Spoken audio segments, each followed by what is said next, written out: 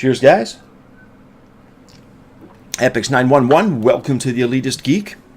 And today's episode dealing with just random stuff, really. Things in the news, games coming up, etc., etc. And a piece of information that was absolute news to me. A surprise, awesome RPG game release that I'll mention and get to that. But first things first, this is just one of those things that, excuse my language, can fucking piss you off. And it's when lawmakers don't have a fucking clue. It's when lawmakers get involved in gaming. And depending on your age, some of you may or may not remember Tipper Gore and her crusade against video games, countless others. And it's, look, it's not that some video games aren't violent. Absolutely they are. But blaming society's woes and ills on gaming is ridiculous.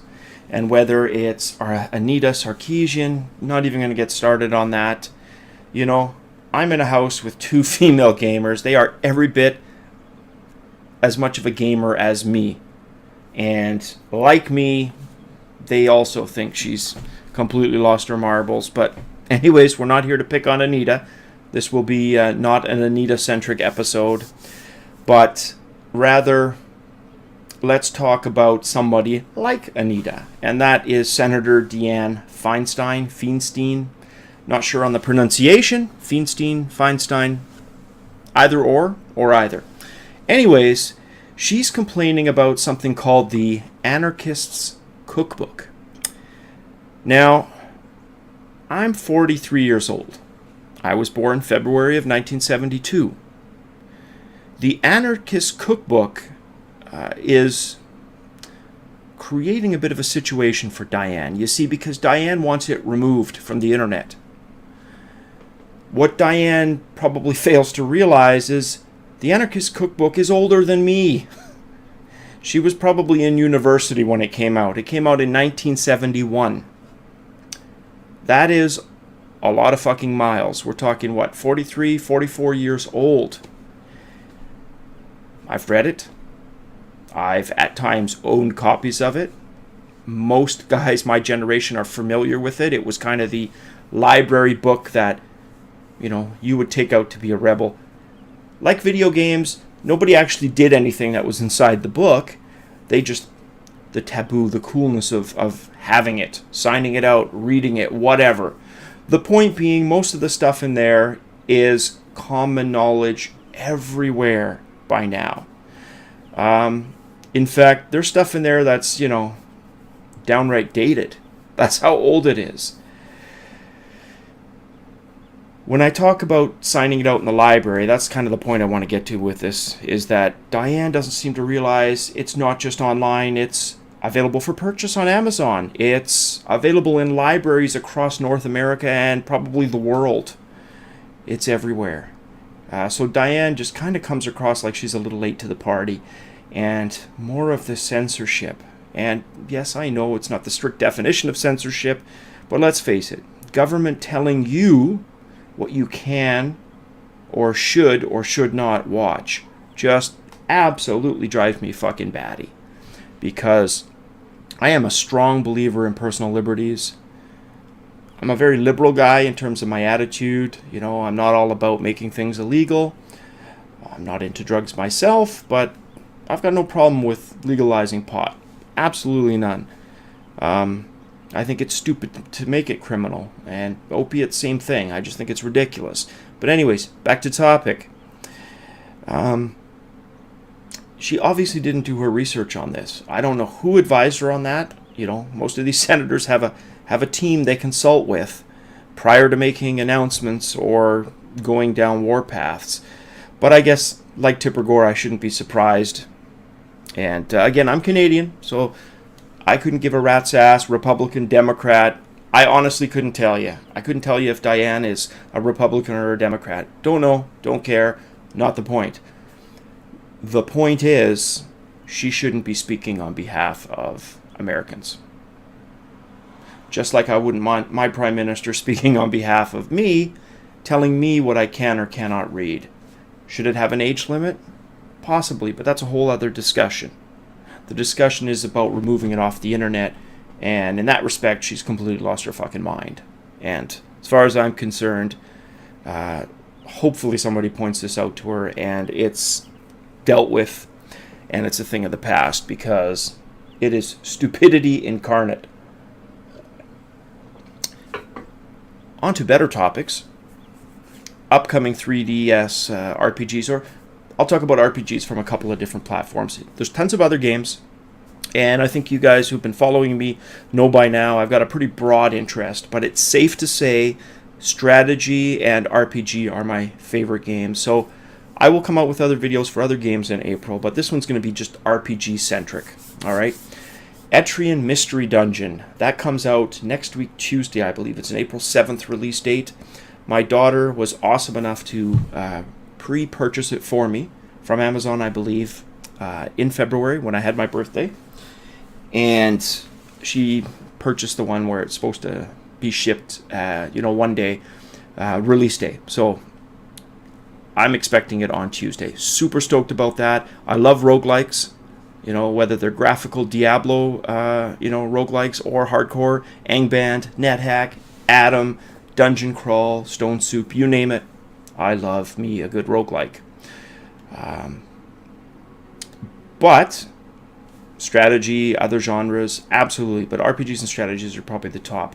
Another cool 3DS RPG that I didn't purchase this one for, and if you're wondering why it's so thick, I had a video the other day. This is the Mugen extended battery. Gives the 3DS about 15 hours of gaming charge. Well, 15 hours of on time based on a review that I saw online. That was looping a video, I believe. Game time, I'm keeping track, and I'll have a follow-up video and let you guys know specifically. But anyways, the RPG that's coming out is called Xenoblade Chronicles 3D, and it was programmed specifically for the new 3DS XL, or 3DS if you're in Australia or Japan.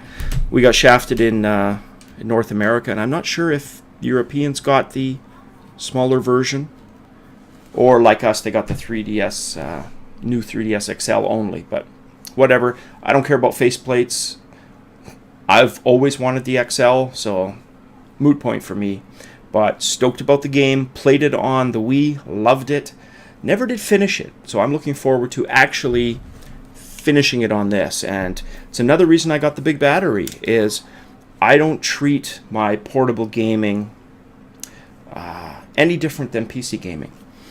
So that argument you read online frequently, and it drives me nuts, is that portable games are supposed to have this different quality about them. They're supposed to be games that are fun in short bursts. BS. PS. Have a proper save system, and it shouldn't matter. If it's 5 minutes on a bus, or 15, 20 minutes in a doctor's office waiting, or a 12-hour intercontinental flight, the requirements in terms of your time with portability are going to vary anyways. And even the short, bursty games that developers have thought they've created specifically for the 3DS, it's not going to make an ounce of fucking difference if it's the ideal time they looked at is 15 minutes of playtime, and the players are going to be playing it roughly 15 minutes on average per day. Let's just suppose that was the reason for a specific title. Well, what does that say for the people who have a 5-minute bus ride, or 10 minutes in the doctor's office, or the wife or husband ran inside to get some groceries, right? What does it say about those people? It's not portable for them, right? They still going to be able to save it, because 15 minutes is still way too long for them. So I don't buy that. I don't buy that at all. I'm curious to hear what you guys think, but to me, that's just a crock of shit. You can have simple games on a portable platform, absolutely. And you can have games that for the majority of your time are, going to suit you better on a portable machine. But scaling stuff down specifically to try to hit some, portable gamer demographic, I don't agree with that at all. And that's why I was happy to see Xenoblade Chronicles 3D make it to this unit, because they're not taking shortcuts. It's the full game. And with this battery, this is my long-winded way of getting back to it. With this battery, I can just close the lid and finish the rest of my workday. Say I play at lunch, I forget to turn it off. Oh well, that evening it's still running and I can finish it off and save it. So, super stoked about that. Another game is called Lord of Magna, and it looks like to be a strategic turn-based game for the 3DS. Had really cutesy graphics, really piqued my interest, and only found out about it the last couple of days. So that one I'm really stoked about, because other than Fire Emblem, let me just take a quick, this is the holder that I have for my 3DS games, so you can see there. Let's just take a quick look. What would be categorized as strategic RPG for me? You would probably have Devil Survivor. I would put that in there. I would probably put Fire Emblem. And super, super light Ghost Recon Shadow Wars. I totally understand it's not an RPG. Probably, I would say, not even RPG light. But it has elements of building your squad, upgrading them, and to me, it's convenient enough for that title, Ghost Recon Shadow Wars, to fit it under the strategy, turn-based umbrella easily. So, other than that, there's not too much that's been released. If I'm missing anything, let me know, because of course there may have been English games that are strategic that I missed, but those are the ones that caught my eye. So, Lord of Magna looks really good. I'll have a link down below. For consoles in general, we have Dark Souls 2, Scholar of the First Sin. That's being released on Xbox One, PlayStation 4, and is basically the PC version of Dark Souls 2 with the Crown of Kings DLC. If any of you are familiar or not familiar with it, Dark Souls 2 was released, and then 3 DLCs, each of them Crown of something or other King, were released. So the PS4 and Xbox One version basically put it all together in one release. And from what I've been able to tell online in videos and screenshots, it looks to be almost identical to the PC version, even with graphical enhancements that have been released, like the ENB for lighting and things. So that looks to be really good. Will I get it? Probably not, because I already own it on the PC, and there's really no compelling reason to get it on the PlayStation 4. Not to say if I don't come across it at Willow Video or EB in a bargain bin at some point in the future, yeah, I might scoop it, but for right now, there's no need to have it on the PC. But for those of you who missed it and liked Bloodborne, there's enough similarities to go back and give it a benefit of doubt. Put it this way, if Bloodborne was the first From Software RPG game in this vein that you've played and you loved it, then it would be a disservice to not go back and try one of the other ones. So for you, it might be a perfect compelling argument to go with Scholar of the First Sin release. Another game that I saw, excuse me guys, quick sip. It's called Omega Quintet, and looks to be an April 24th release, and looks like a really cutesy JRPG from what I've seen. A little bit of fan service panty shots, which always makes me face palm. Maybe because I'm an older gamer, but when you're that obvious, it just kind of like, really? Come on, guys. Grow up a bit. But whatever. I mean, it's part of the atmosphere, part of the characters. Fine, whatever. Like I said, I can get past all of that. No big deal, but do I need it to buy a game? Hell no. Do I want it to be there? Probably not, but it is, and I can ignore it if the game is good. So, and it also looks like it's turn-based. Now, for the PC, we've got Dungeons 2, which looks to be, finally, from what I've read online, the Dungeon Keeper sequel we've been waiting for.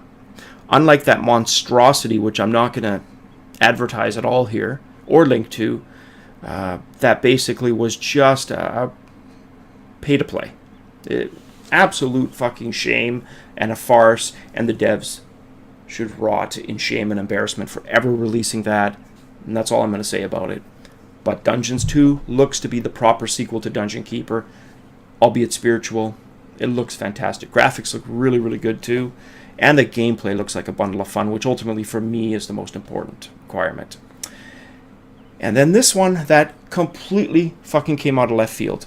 If you look at the shelf back there, and you guys watched the video, I did an unboxing of a Kickstarter that I supported for Wasteland 2. So I got the box, the lunch kit, and all the other stuff that came along with it. Well, one of the others that I had backed, a Kickstarter, was Project Eternity.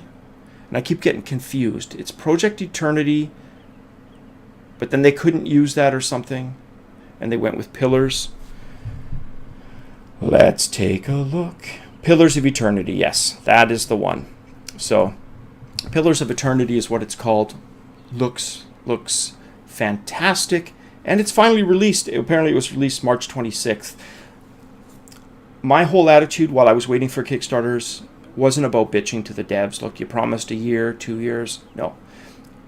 When I do a Kickstarter, I put my faith specifically, or my trust better, my wallet, there's no faith involved, in the hands of people who I believe have the industry experience / clout to not fuck over their customers.